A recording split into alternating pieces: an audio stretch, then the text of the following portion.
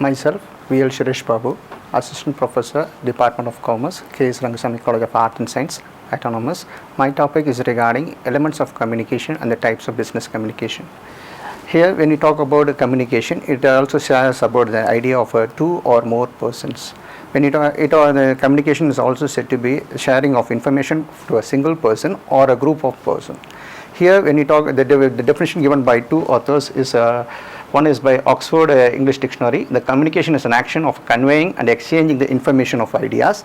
And the second one, it has been given by Keith Davis. The communication is a process of passing information and understanding of one person to another person. Next slide. When you talk about the elements of communication, it has been classified into 7 heads. The first one is the sender, second one is ideas, third one is encoding, fourth one is a communication channel, fifth one is a receiver, sixth one is a decoding, and the last one is feedback. When you talk about a sender is a person who is conveying his message to a group of persons, his own ideas. When you talk about ideas, it also emphasizes about the individual persons of his opinion, as well as the attitude and feelings, as well as his suggestions.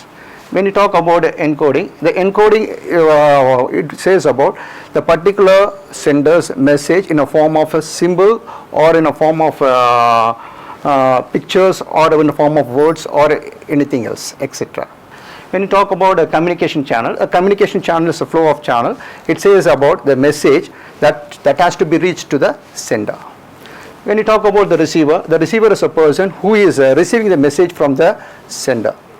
The next one is a decoding. The decoding is a receiving of message from the sender in a form of symbol, words, as well as in a form of understanding how the particular person means to. When you talk about the feedback here it says about how far the particular person has received the message and how far it has been understood. That can be expressed. That is said to be known as feedback. The next heading, what you are going to see about is about the types of business communication. The types of business communication. It says about the internal communication. That is internal. Here it refers to upward communication, downward communication, as well as horizontal. And the last one is the external communication. Next slide.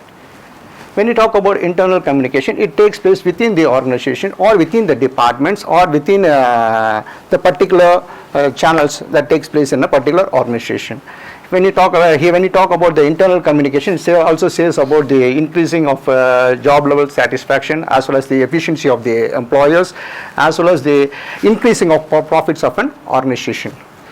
When you talk about the internal upward communication, here the flow of channel that takes place from the lower level to the upper level.